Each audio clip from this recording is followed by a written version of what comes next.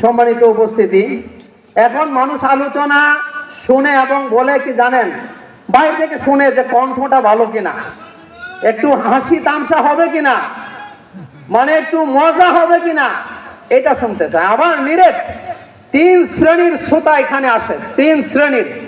এক শ্রেণী হলো যারা শুনবে এবং আমল করবে, এটা হলো এক শ্রেণী। আরেক শ্রেণী হলো যাচ্ছি, যদি ওয়াজটা ভালো লাগে, যদি একটু মজা হয়, একটু গান হয়, বা একটু যদি রং ঢং হয়, তাহলে বসবো। এটা হলো আরেকটা শ্রেণী। আরেক শ্রেণী হলো যে আসবে, ওই দোকানপাটে একটু বসবে, একটু এদিক দিয়ে গেটের মধ্যে দেখবে, তারপরে আপনার কিছু জিলাপি কিছু গুলগুল্লা কিনা বাড়িতে চলে যাবে। ঠিক কিনা বলেন? একটু আপনারা ঠিক বেঠিক বলবেন। ঠিক বেঠিক বলাটা হচ্ছে কি জানেন, এটা শ্রোতাও একটু মজা পায় এবং যে বক্তা সে বুঝে যে আমার ওয়াজটা বুঝতেছে। ঠিক কিনা বলেন? আমরা ঠিক বেঠিক একটু বলতে পারবো বলেন? আল্লাহ কিন্তু প্রশ্ন করেছিলেন, কালু বালা আলাস্তু বিরব্বিকুম, আমি কি তোমাদের প্রভু নই?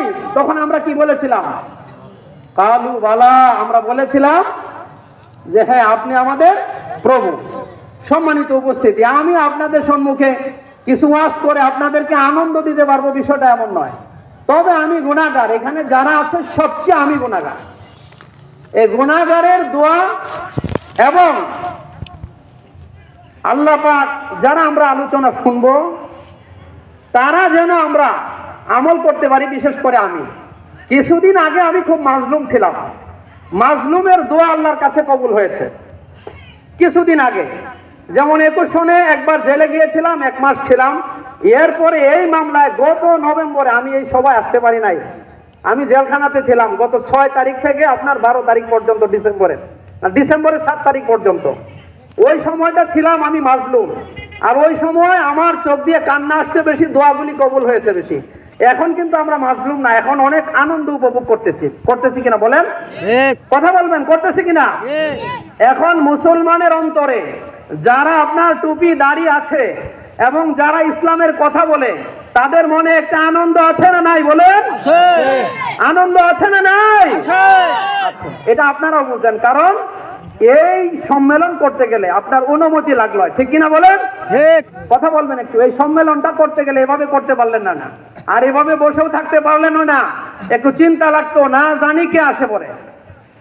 ঠিক কিনা বলেন? কিন্তু এই চিন্তা এখন আছে না। আমিও চিন্তা করতাম যে আমি যে ওয়াজ করতেছি, একটা ওয়াজে গিয়ে অ্যারেস্ট হয়েছিলাম। আমিও চিন্তা করতাম যে না জানি কোন ওয়াজটা কোন দিকে করলে কি হয়। এই চিন্তা কি এখন আছে বলেন? না। আপনারা এই চিন্তা আর নাই। কেন নাই জানেন? মন থেকেই নাই।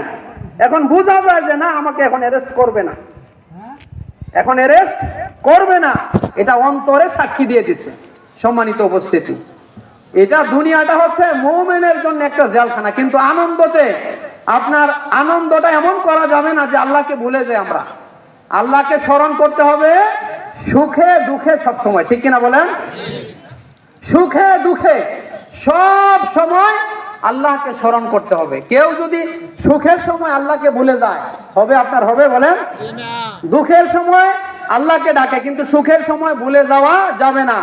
এটাই বলা হচ্ছে ঈমানদার হলো একটা আশ্চর্যের বিষয়।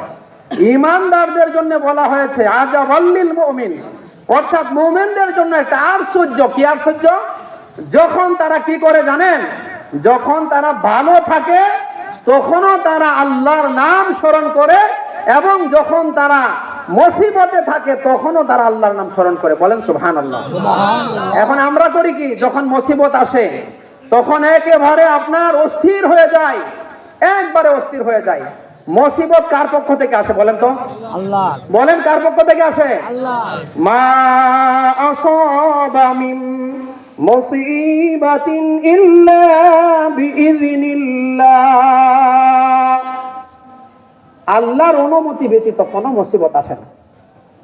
এবং এই মুসিবতটা বলা হয়েছে মুমিনের জন্য হলো একটা রহমত। বলেন সুবহানাল্লাহ। সুবহানাল্লাহ একটু জোরে বলেন। সুবহানাল্লাহ। সুবহানাল্লাহ একটু জোরে বলেন। সুবহানাল্লাহ। কেন জানেন? নবী রাসূলদেরকে আল্লাহ পরীক্ষা করে নাই? নবী রাসূলদের যে পরীক্ষা করেছে, এর কিছু পরীক্ষা যদি আমাদেরকে করে, আমাদের ঈমান দৌড় দিয়ে চলে যাবে। কারণ হলো আপনারা জানেন, সবাই তো জানেন, আইয়ুব আলাইহিস সালামের ঘটনা জানেন। 18 বছর একেবারে সব ধ্বংস হয়ে গেছে, সব ধ্বংস হওয়ার পরে পোকায় খাচ্ছে শরীর, এরপরেও বলে আলহামদুলিল্লাহ। বলেন আলহামদুলিল্লাহ, বলেন আলহামদুলিল্লাহ। মুমিনদের জন্য একটা আশ্চর্য এটা। এখন আমাদের অবস্থাটা হলো, আমরা যখন ভালো কিছু পাই তখন আল্লাহ শুকরিয়া আদায় করি না, তখন মনে করি এটা নিজেদের একটা ক্রেডিট। হ্যাঁ, ফসল ভালো হয়েছে কেন? আমি পরিশ্রম করেছি, আমি আপনার ভালো শ্রম দিয়েছি, আমি একজন ভালো কৃষক, কারণ আমি বুঝি কখন সার দিতে হয়। বলে কি বলে না বলেন? আসলে তার কোনো ক্রেডিট আছে? কোনো ক্রেডিট নাই। এই ক্রেডিটের মালিক কে? আল্লাহ। আল্লাহ দিয়েও যে নিয়ে নিতে পারে, ঠিক কিনা বলেন? এই যে আপনি সুন্দর কৃষক, ভালো ফসল ফলাইছেন, ধান একেবারে হচ্ছে, ধানগুলি ওই আপনার পেকে যাচ্ছে, এখন বৃষ্টিতে পানিতে চলে গেছে, ঠিক কিনা বলেন? তাহলে ভালো রাখার মালিক কে? আল্লাহ। জোরে বলবেন না।